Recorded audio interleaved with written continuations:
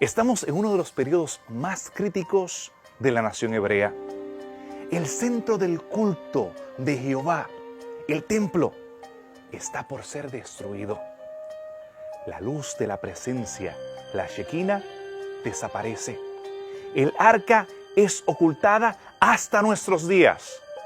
Si quieres escuchar más acerca de la profecía y este periodo de la historia hebrea tan importante, quédate con nosotros estudiando en Evidencias.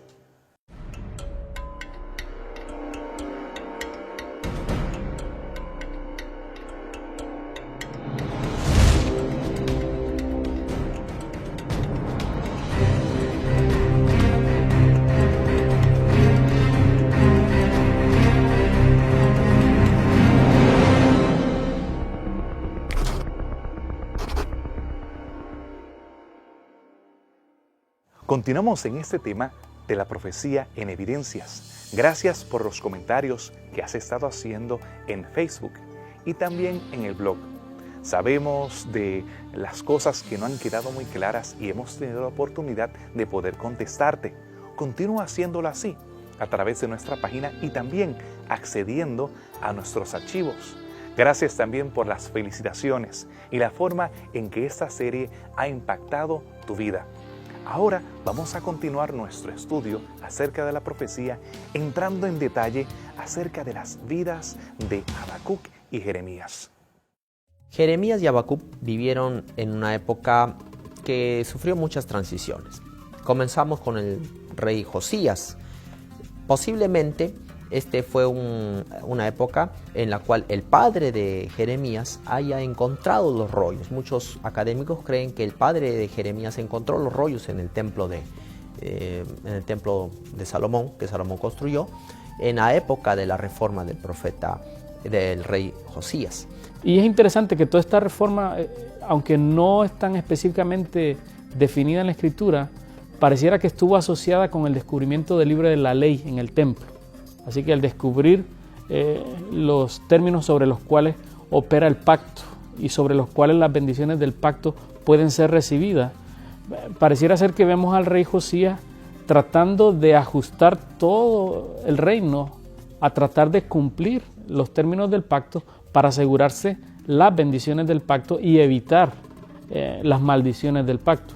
Y en ese sentido, pues trata de erradicar cualquier culto foráneo al templo de Jerusalén, tratando de expandir el territorio. Así que pudiéramos ver que el periodo de Josías fue un periodo de reformas religiosas y políticas donde especialmente el reino de Judá volvió a experimentar en cierto sentido parte del desarrollo y la prosperidad que en cierto sentido se había vivido bajo el reinado de David. Sin embargo, luego, mientras la situación político-militar en el cercano oriente se comienza a poner más volátil y comienzan a ver todos estos imperios surgiendo, Josías comienza a buscar el apoyo militar de estos reinos, hace alianzas con Asiria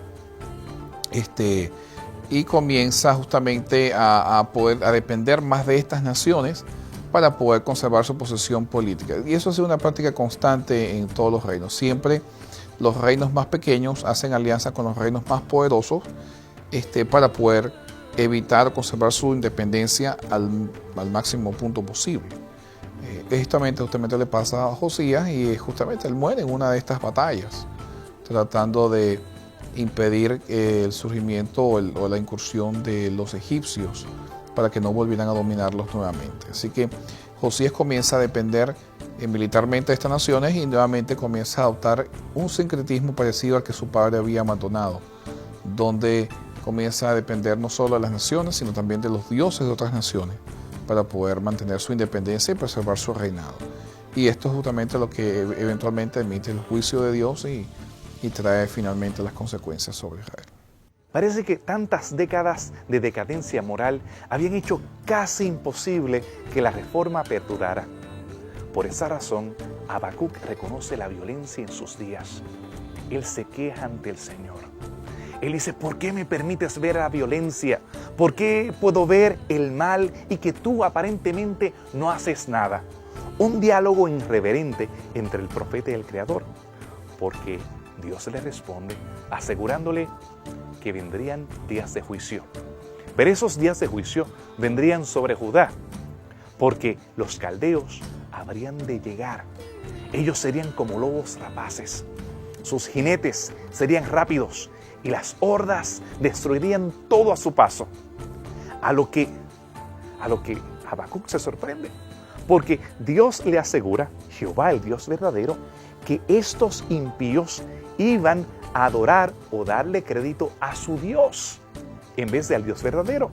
Así que Marduk aparecería como el vencedor sobre el Dios de los hebreos. El profeta no puede resistir al tener que enfrentarse a las próximas y destructivas hordas de soldados que marcharían sobre Judá. Habacuc tiene la característica de ser uno de estos libros de los profetas menores, uno de los 6 que no da información cronológica específica que nos daría la facilidad de tratarlo de ubicar dentro de un periodo histórico fácilmente. Sin embargo, detalles del libro nos orientan para tratar de ubicarlo en qué situación histórica se encuentra. Es evidente en el mensaje de Habacuc que se habla acerca de esta próxima invasión o la cercanía de la invasión del Imperio de Babilonia al Reino de Palestina. Y si consideramos esto como un evento histórico que él está anticipando, que está cercano a ocurrir, esto nos puede dar un marco de referencia para entender el tiempo en el cual fue escrito. Así que si pensáramos en la primera invasión de los babilonios a Jerusalén, pensaríamos inmediatamente después de la batalla de Carquemis en el 605, y la última se extendería cerca del 586. Pero por detalles que nos ofrece el libro, pudiéramos pensar entonces que ocurre en algún momento antes del 605. Esto haría también que el mensaje o el ministerio del profeta Jeremías fuera en cierto sentido contemporáneo con Habacuc, porque vemos ya con más detalles tal vez en el libro de Jeremías que él se encuentra también en esta situación ante la inminente invasión de los babilonios a Jerusalén. El contexto político de Judá es nuevamente la lucha de poder entre los asirios, los egipcios y nuevos poderes surgiendo, como son el poder de los caldeos, los babilónicos, y los elamitas, que también querían controlar la ciudad de Babilonia, prevenir que los asirios conquistaran su territorio. Así que es una época de conflictos militares por todos lados. Los asirios estaban como especie de rodeados, ¿no? Tenían problemas en el sur de Mesopotamia con los babilonios y los elamitas. Hacia el norte tenían estados que se estaban rebelando en contra de los asirios mismos, como Judá mismo, que se rebeló en contra de los asirios en la época de Ezequías. Y tenías a Egipto también, que estaba tratando de lograr su independencia, lograr minimizar el potencial de incursión que tenían los asirios hacia su nación. Por lo tanto, es una época de conflicto político y militar, una época volátil, donde todas las naciones estaban prácticamente peleando unos con otros y haciendo alianzas para ver quién finalmente iba a ejercer el poder. Es una época de decadencia durante el imperio asirio, y es una época de resurgencia donde están los babilónicos logrando salir de nuevo bajo el liderazgo de Nabopolassar. Tristemente, aquel amanecer que parecía que estaba experimentando Judá no perduró mucho. La reforma fue corta y se estaban sumiendo en más decadencia y más vicio aquellos con los cuales Dios había hecho un pacto. Al retornar de esta pausa, continuaremos estudiando acerca de la profecía en Habacuc y Jeremías.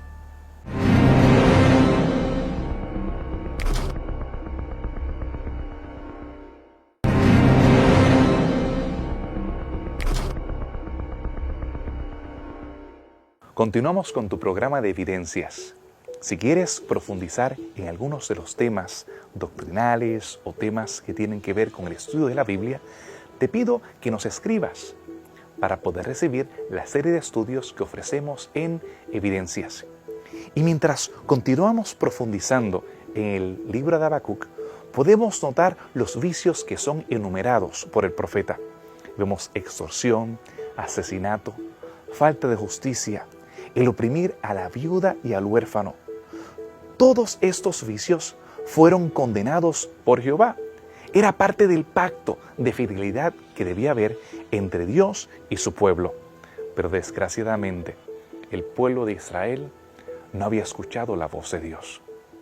Habacuc comienza su mensaje quejándose, sobre todo quejándose del liderazgo falso que se estaba ejerciendo por los líderes religiosos de Israel. O sea, comienza a quejarse de dos cosas: la injusticia y la falta de religiosidad por parte de los israelitas, y en eso me refiero a la adhesión al pacto que habían hecho con Dios inicialmente y que Josías había comenzado a renovar a través de sus reformas. Así que Habacuc se queja y dice: ¿cómo es posible que Dios esté permitiendo que todas estas naciones, o sea, que todo esto esté ocurriendo dentro de Israel? La respuesta de Dios es aún más drástica: voy a mandar a los caldeos. Pero aparentemente Habacuc tenía un conocimiento de quiénes eran los caldeos y dice: bueno, pero la solución es peor que el problema mismo. Estos son más idólatras, más crueles, menos conocimiento tienen de Dios y son la solución a los problemas que tenemos hoy en día. Así que el mensaje de Habacuc comienza a tomar cuerpo, quejándose justamente de la idolatría y de la injusticia dentro de Israel, dentro del reino de Judá. Debemos recordar que la muerte de Josías fue un punto final para la última oportunidad de arrepentimiento que tenía Judá. Este es un momento sumamente importante. Muerto Josías, no había un personaje que pudiera frenar de manera decisiva la apostasía de Israel.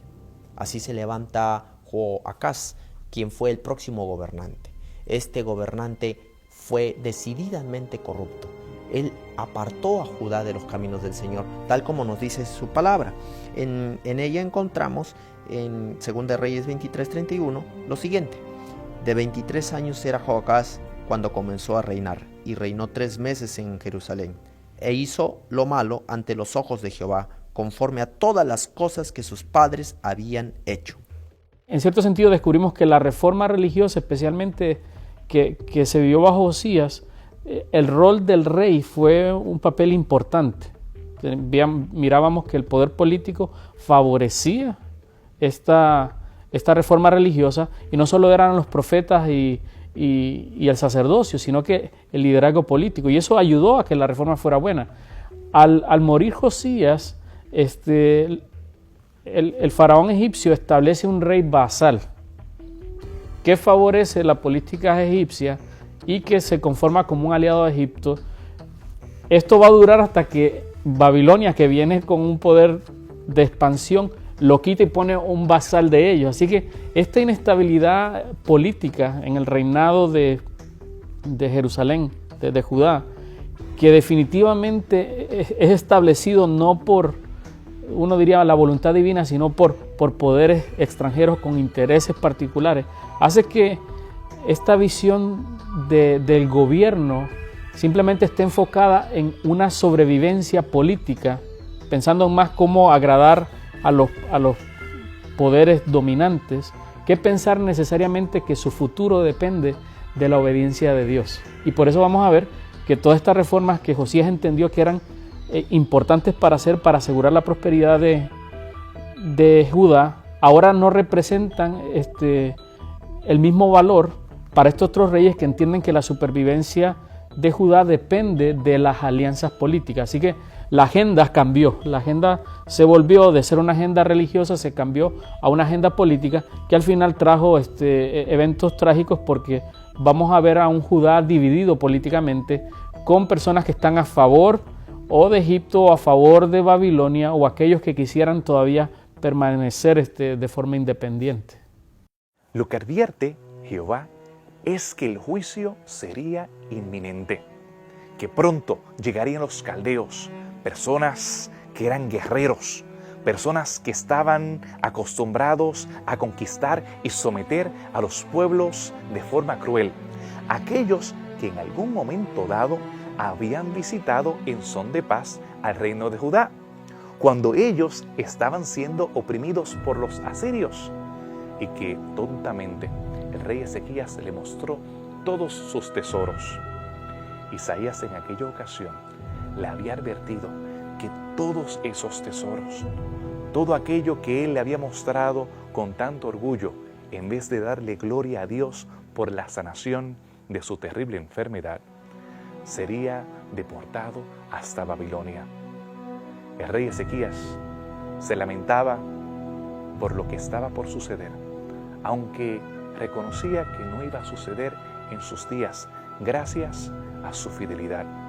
Pero el reloj de arena se estaba acabando y ahora estaba por emitirse el juicio que había sido dictaminado hacía un siglo atrás.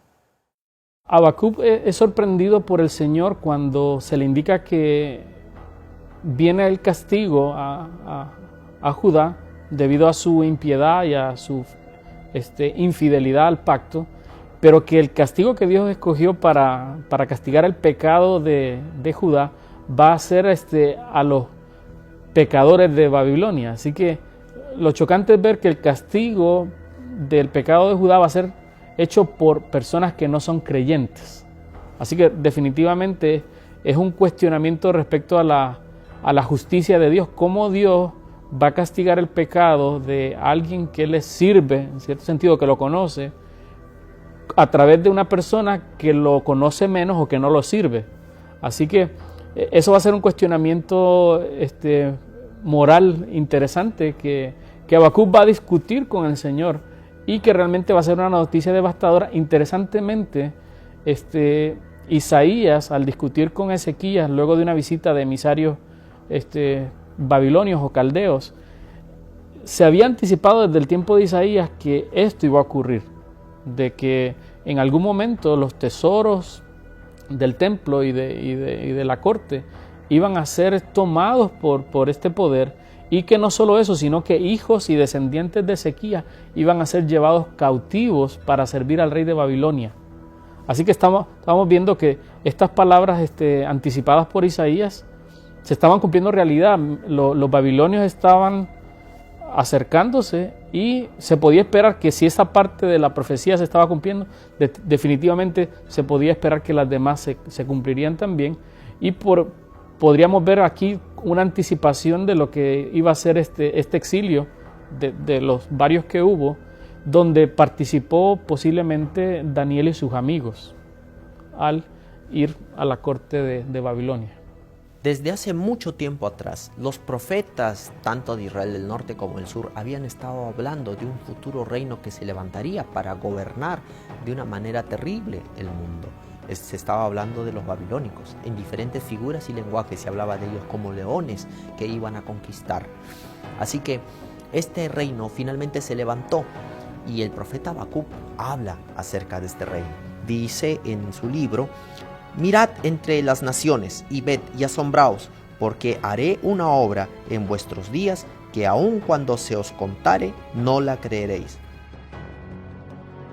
En este versículo se menciona de algo que el Señor iba a hacer, de algo que la gente no iba a esperar que ocurriera. De hecho, el levantamiento de Babilonia como reino fue algo totalmente inesperado. Nadie pensaría que el imperio asirio caería de una manera abrupta y que la batalla de Carquemish en el 605 sería el punto final de este imperio. Pues así se levantó Nabucodonosor, tanto su padre como él, para dar inicio a este imperio de una manera como nunca antes había sido visto. Lo que Habacuc no puede entender es por qué se le va a dar gloria a Marduk. Parece que Dios es un Dios impotente. Y ahora él reta a Dios. Sobre mi guarda estaré para ver qué me dirá el Señor. Él trata de cuestionar las acciones y los motivos del Eterno Todopoderoso. Vamos a estudiar un poco más acerca de por qué le suceden cosas malas a la gente buena. Después de esta pausa podemos entender un poco más acerca del tema de Teodicea, cómo responde Jeremías y cómo responde Habacuc a las tragedias que nos suceden.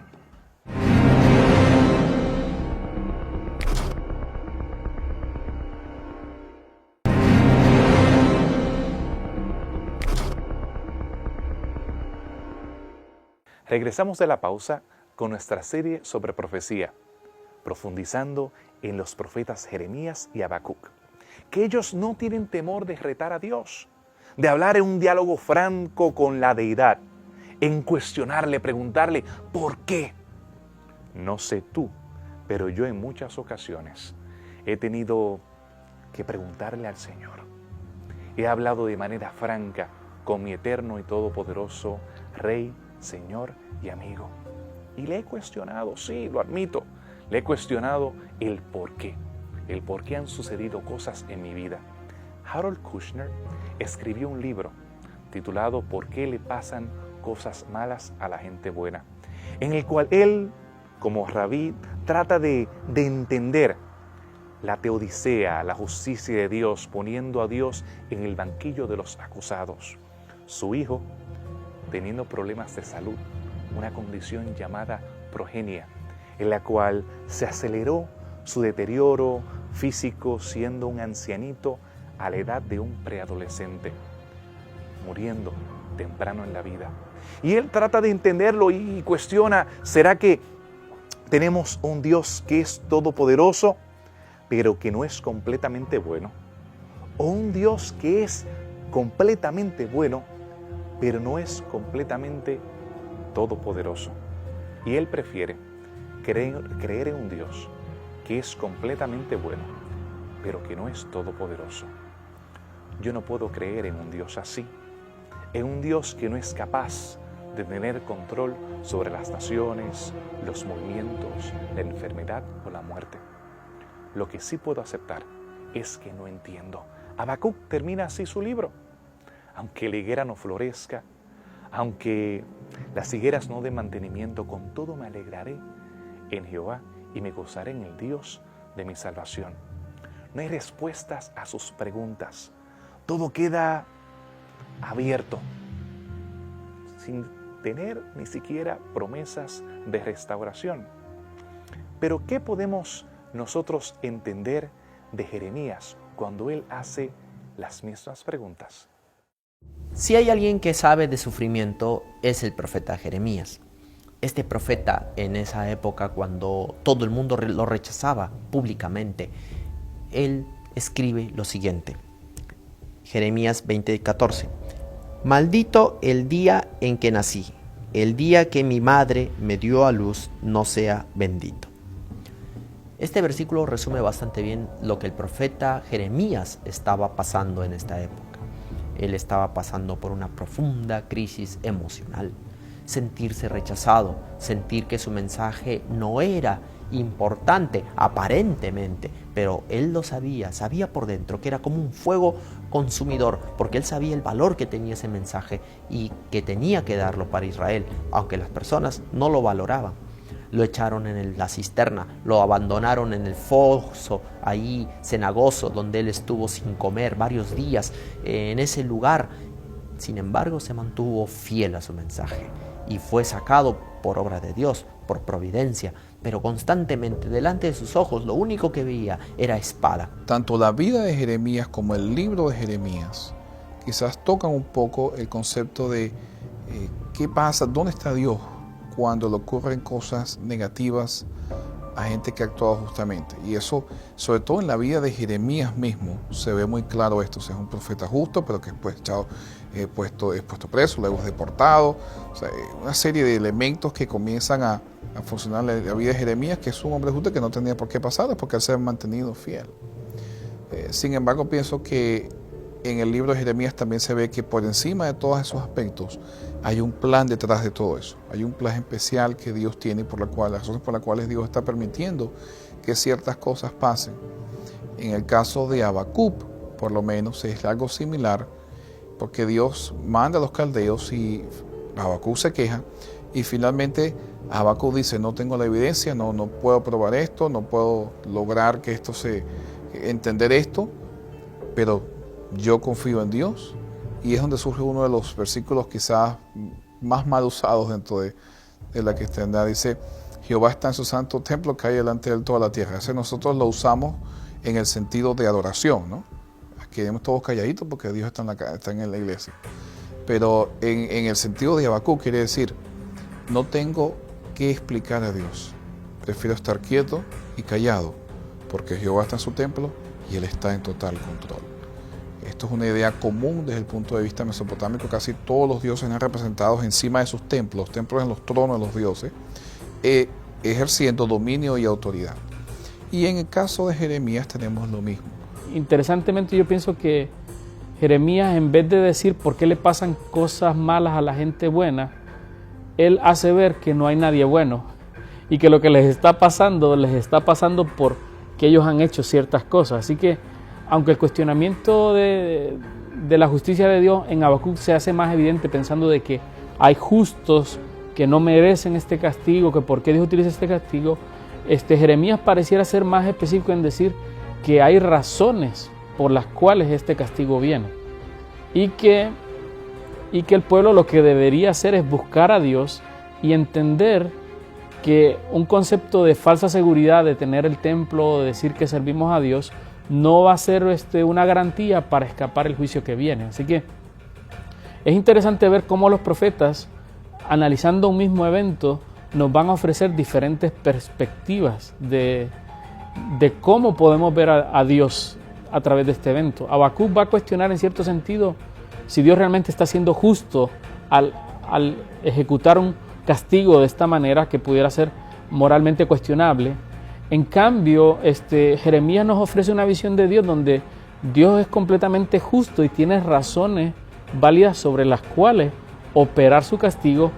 Lo interesante es que Jeremías es más específico en decir cuál pudiera ser el curso de acción para hacer esta experiencia lo menos dolorosa posible. Lamentablemente, pues no se decide a seguir el consejo que Dios da a través de Jeremías y va a ser esta experiencia muy dolorosa para Jerusalén. Teodicea es un tema recurrente en la Biblia. Eso no es un problema para otras sociedades en las cuales vemos el politeísmo como una norma. ¿Por qué? Porque hay un Dios bueno y hay un Dios malo. Lo que es bueno, lo hace el Dios bueno. Lo que es malo, lo hace el Dios malo. Pero en el monoteísmo, donde hay un Dios que es todopoderoso, que tiene control sobre el bien y sobre el mal, el problema de la maldad, el dolor y la muerte se convierte en casi un rompecabezas imposible de solucionar. Entonces empiezan las preguntas, la teodicea, donde Dios es puesto en el banquillo de los acusados y se pregunta ¿por qué? ¿Por qué el dolor? ¿Por qué la muerte? ¿Por qué la maldad? ¿Y por qué el pecado? Jeremías habla de algo que para muchos de ustedes podría ser no familiar, la teodicea. ¿Y qué cosa es la teodicea?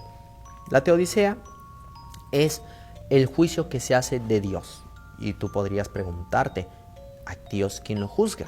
Bueno, tú debes recordar que Satanás, desde el momento que se rebeló contra Dios, fue el primero en levantar el dedo contra Dios y de acusarlo de ser un Dios injusto, cruel y vengativo.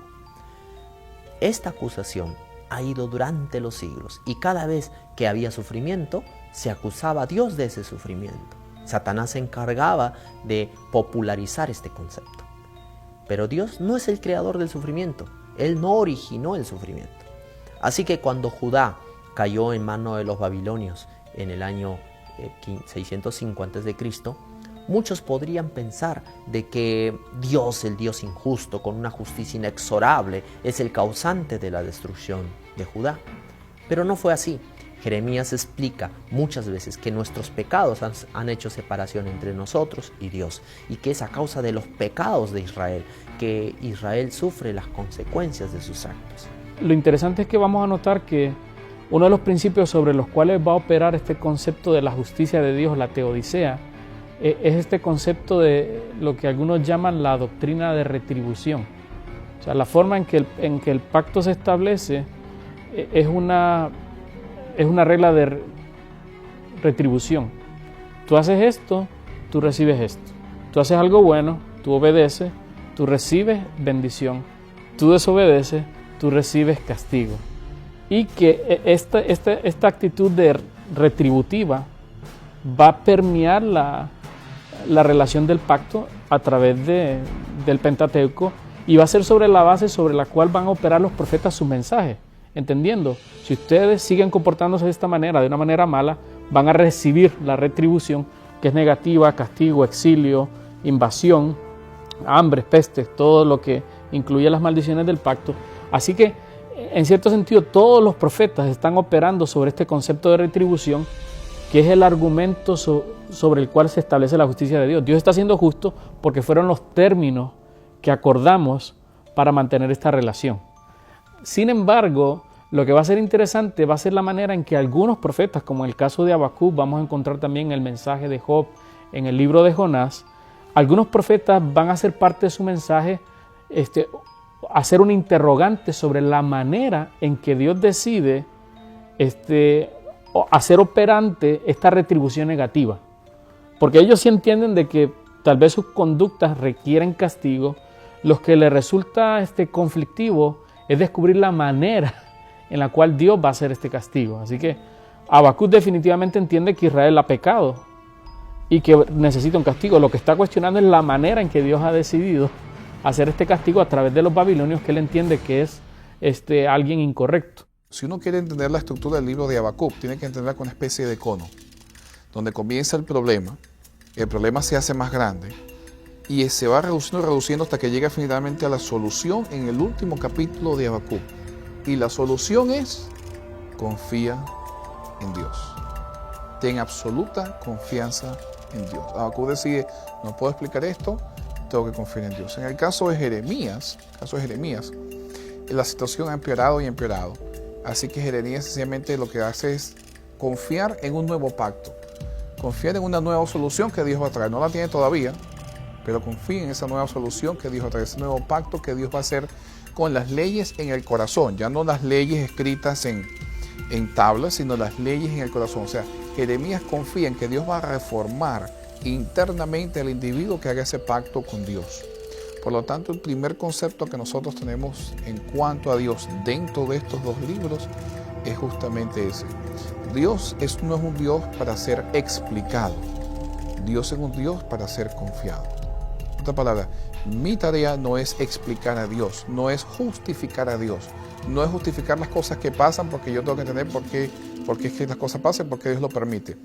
Mi tarea es confiar en Dios a pesar de que no tenga la evidencia en mis manos.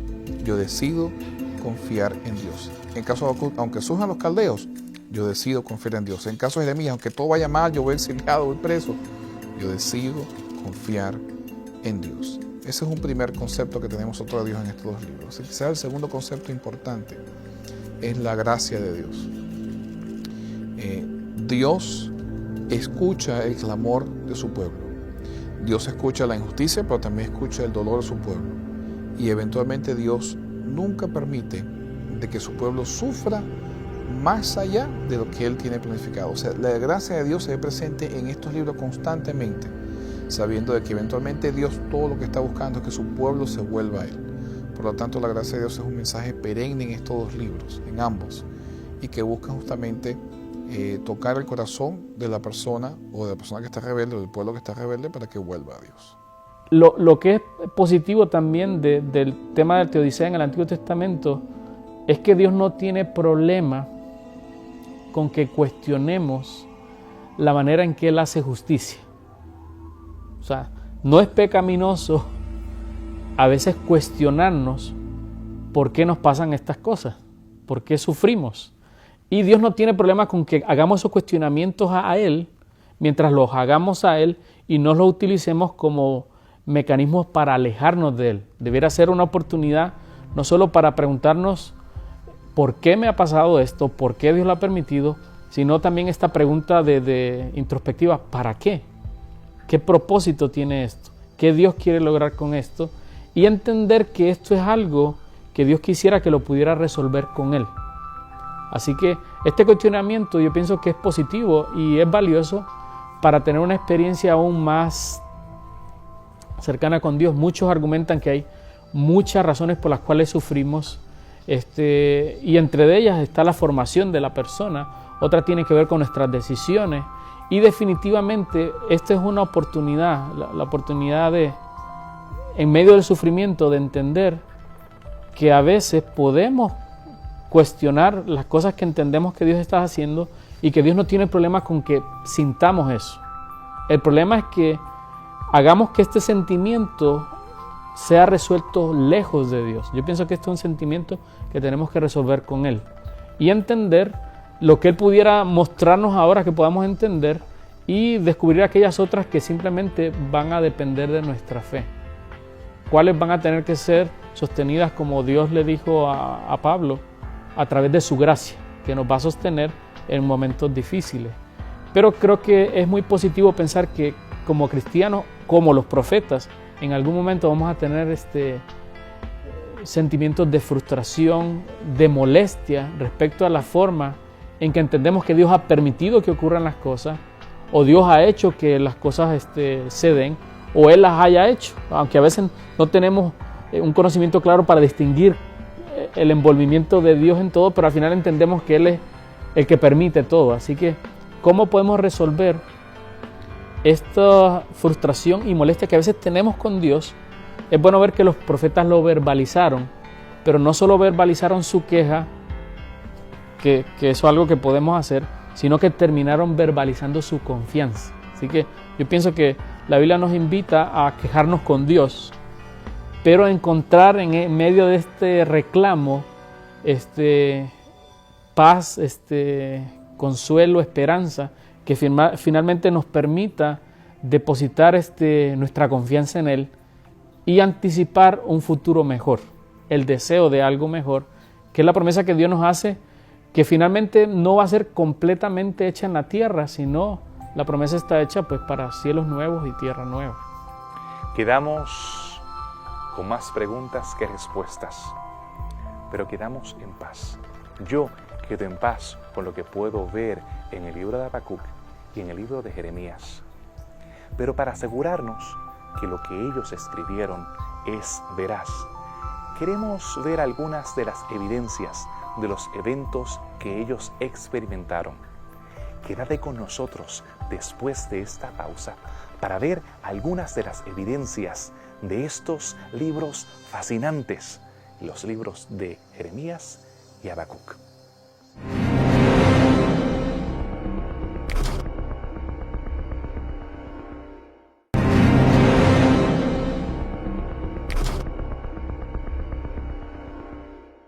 Estamos por terminar uno de los temas más difíciles que se me hace a mí estudiar en los profetas.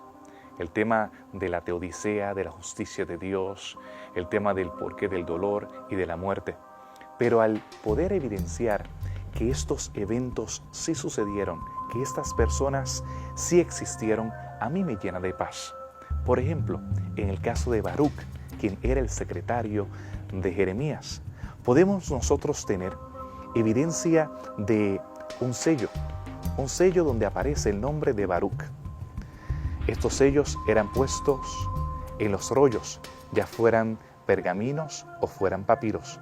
Ellos servían para sellar, para asegurarse de que el contenido no fuese abierto por nadie hasta que el destinatario pudiese recibirlo.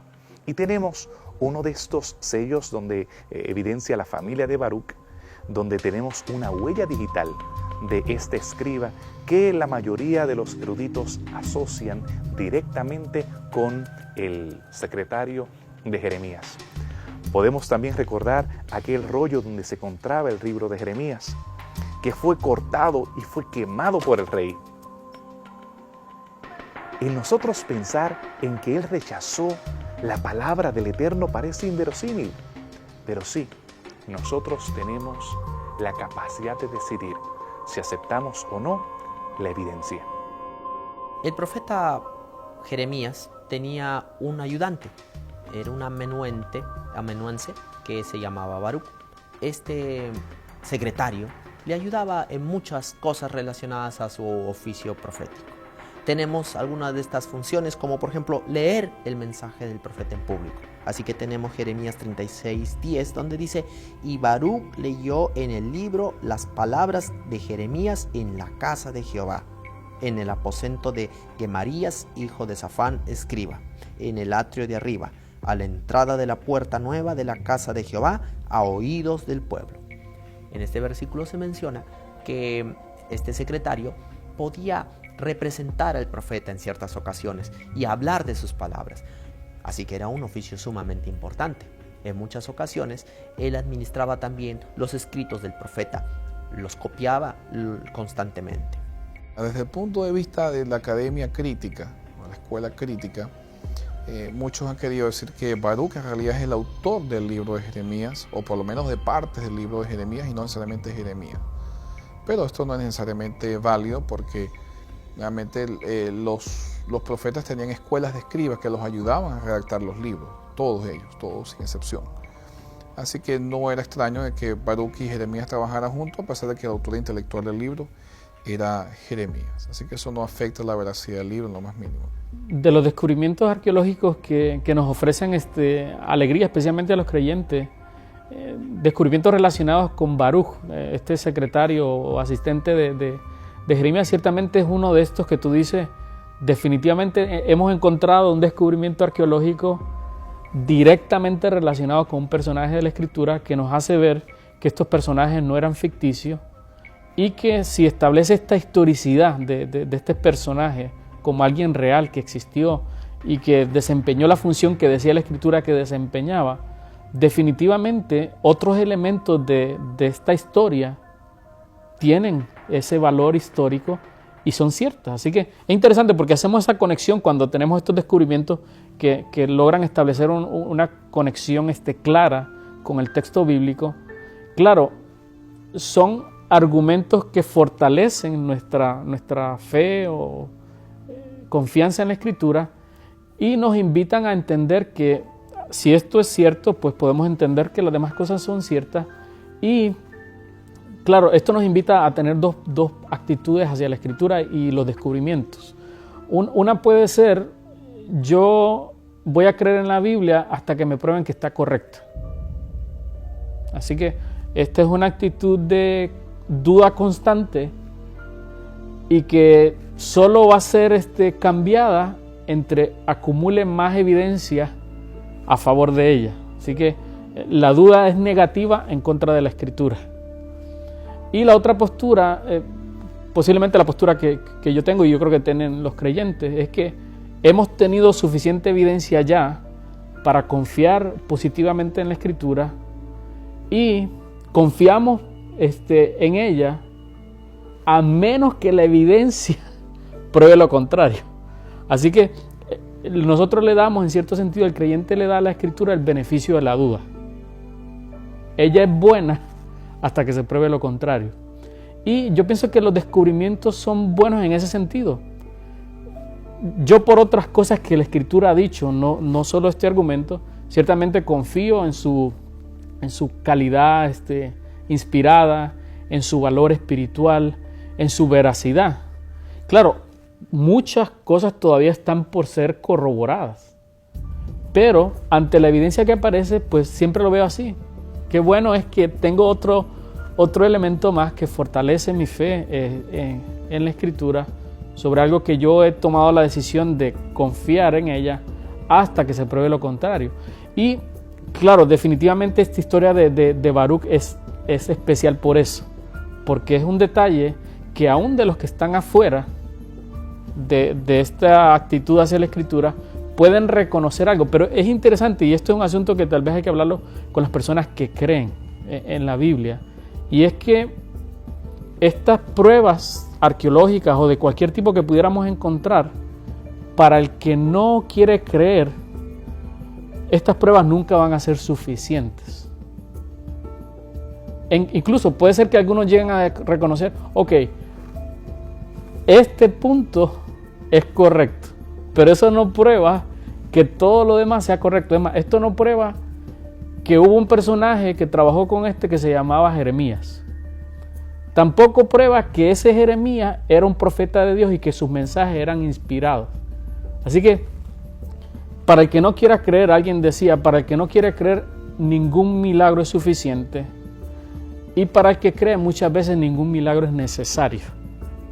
Así que lo interesante es que la Escritura nos invita por su historia, por su mensaje, por su efecto en la vida de las personas, nos invita a considerar su carácter especial. Y qué bueno es descubrir, porque no en todos los casos ocurre, que logramos a través de descubrimientos arqueológicos y de otro tipo como históricos, establecer estos puntos de conexión que nos hace presentar a gente que todavía está en ese struggle, en esa lucha de decidir qué es la Biblia, considerar la posibilidad de que la Biblia sea lo que dice ser. Uno de los eventos más trágicos de la historia del Antiguo Testamento es la destrucción de Jerusalén en manos de los babilonios. El templo que había sido construido por Salomón, aquella belleza, una joya arquitectónica y centro del culto hebreo, fue completamente destruido. El pueblo fue deportado y quedó traumado por la experiencia de que su Dios había sido vencido. Las lamentaciones fueron cantadas de forma dolorosa y triste. Jeremías atestiguó cada uno de esos eventos. Él pudo ver las consecuencias que habían sido vaticinadas por profetas, que habían sido advertidos vez tras vez, las consecuencias de romper el pacto como había sido establecido en el monte Gerizim, donde se habían anunciado las consecuencias de no seguir los caminos del Señor. Desgraciadamente, todavía hoy podemos ver entre las ruinas, entre cabezas de flecha, entre la destrucción, la evidencia de que sí se cumplieron las advertencias sobre el pueblo de Judá. Lamentablemente, luego de mucho ruego e intervención profética, la posibilidad de la destrucción de Jerusalén se llegó a concretar bajo los babilonios. Esto fue hecho a través de un proceso, no fue algo que ocurrió de primas a primeras, como diría alguien, sino que algo que ocurrió en un proceso que pudo haber sido evitado. Y es interesante notar el nivel de resistencia que hubo en momentos tan drásticos como estos, en escuchar la voz de Dios a través de los profetas. Porque es cuando vamos a ver los profetas dando mensajes completamente fuertes. Es cuando vemos muchos de ellos incluso haciendo estos mensajes dramatizados, donde hicieron cosas sumamente controversiales para llamar la atención de la audiencia y reflexionar sobre la inminencia de la destrucción, del castigo, y descubrir que a pesar de eso, la gente consideró más importante escuchar la voz de cualquier otro personaje o otra solución y pensar supersticiosamente que de alguna manera, a pesar de lo que estaban diciendo los profetas, Dios iba a hacer algo para evitar que la ciudad cayera. Estas naciones, tanto la nación de Israel como la nación de Judá, cayeron justamente bajo el dominio de aquellas mismas naciones con las cuales ellos habían hecho pactos en vez de confiar en Dios. En otras palabras, los israelitas cayeron bajo la mano de los asirios. Y si uno ve la historia de los reyes de Israel, ellos habían hecho pacto con los asirios para que los ayudaran a pelear en contra de Judá, en contra del rey de Aram y en contra de otros reyes. Pero eventualmente es bajo el dominio de estos que la nación de Israel, la ciudad de Samaria cae, en el año 722 aproximadamente. Ahora, cuando nosotros vemos en el reino de Judá, Él justamente hace también alianzas con los babilonios para poder prevenir el surgimiento de otros reyes. De toda el área de Mesopotamia, Asiria y los babilonios hacen alianzas con Judá para prevenir que Egipto conquistara. Resulta que terminan ellos siendo conquistados por los mismos con los cuales ellos habían hecho alianza. Y sobre esas alianzas Dios emite juicios. Algunos incluso especialistas dicen que especialmente en los profetas a veces pareciera ser que se menciona en la historia de Israel esta impugnabilidad de Jerusalén, donde a pesar de los castigos que pudiera sufrir el reino de Judá, cuando llegaban los enemigos a tratar de tomar Jerusalén, de alguna manera, porque el templo de Dios estaba ahí y su presencia estaba ahí, Dios no permitía eso. Así que de alguna forma Dios iba a preservar siempre a Jerusalén. Pero es interesante, especialmente en profetas como Jeremías, él les dice que no deben confiar en la falsa seguridad que tienen por pensar que tienen el templo de Jehová con ellos. Y es interesante que Ezequiel, en parte de sus mensajes, una de las primeras cosas que hace notar en sus visiones antes de que el templo sea destruido y la ciudad, es hacer ver que la gloria de Dios se aleja o se mueve del templo. Y luego por esta razón el templo es destruido junto con la ciudad. No es porque Dios está presente y Él sufre esta derrota, porque estando Él eso no hubiera ocurrido, pero como ellos no quisieron que Él estuviera, Él se tiene que separar y este va a ser el efecto de este evento. Jesús va a usar el mismo argumento cuando habla de la destrucción del templo de Jerusalén en sus tiempos y Él dice, esta casa va a ser dejada desierta, la que Él decía al principio que era la casa de su Padre.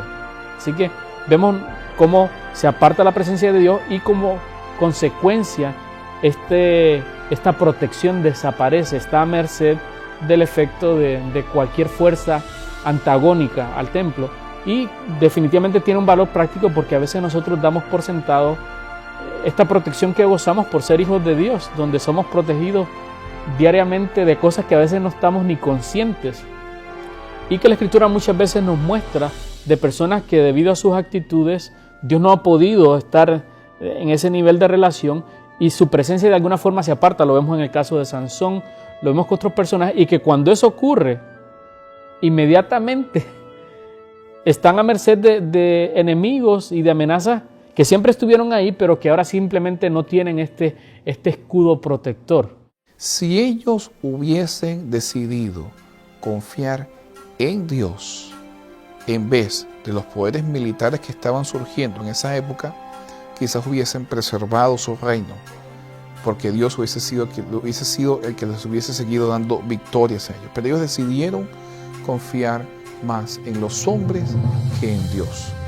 Por lo tanto, quizás el mensaje principal o la conclusión principal de ambos libros, aparte de muchas otras conclusiones que se pueden sacar, pero la principal es: el devoto a Dios, el que ama a Dios, debe siempre confiar en Él, no importa la circunstancia. A veces es difícil decir eso, porque pasamos por momentos difíciles, pasamos momentos por donde decimos, ¿dónde está Dios?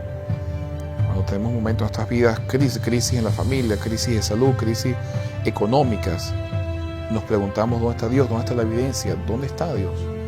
Y en esos momentos donde los libros de Habacuc y Jeremías quizás surgen y nos dicen, confía y permite que Dios te muestre lo que ha de acontecer. Nuevamente el versículo viene a mi mente: Jehová está en su santo templo, cae delante de él toda la tierra. Es como decir modernamente, Jehová está al volante, deja que Él maneje el carro. Te ha tocado la tragedia, ha llegado la muerte a tu hogar. Te preguntas por qué. Como pastor, una de las funciones más difíciles para cumplir es el tener que estar en funerales de niños. Esas malditas cajas que nunca deberían haberse construido, de las cuales le he compartido en otras ocasiones, las cuales taladran mi corazón, y son precisamente los libros de Habacuc y Jeremías que más me tocan en cuanto a mis preguntas sobre el porqué. Pero a pesar de que la higuera no florezca, a pesar de que no tenga respuesta a muchas de esas preguntas, tengo confianza en el Dios en quien he creído, el que se ha acercado en esos momentos de dolor, a pesar de que de forma lógica no puede entender el porqué, a pesar de que muchos traten de ver como casualidad, como simplemente eventos que tienen que pasar en nuestra vida, aquello que parece que no tiene sentido. Y es que no tiene sentido. El pecado no tiene sentido ni explicación, pero sí yo tengo seguridad de que Dios está conmigo. Dios está contigo en esos momentos de dolor, en esos momentos de tragedia, cuando no puedes explicar el por qué, Él te acompaña. Que Dios te bendiga, que puedas sentir la presencia del Eterno y que esté cerca de tu corazón.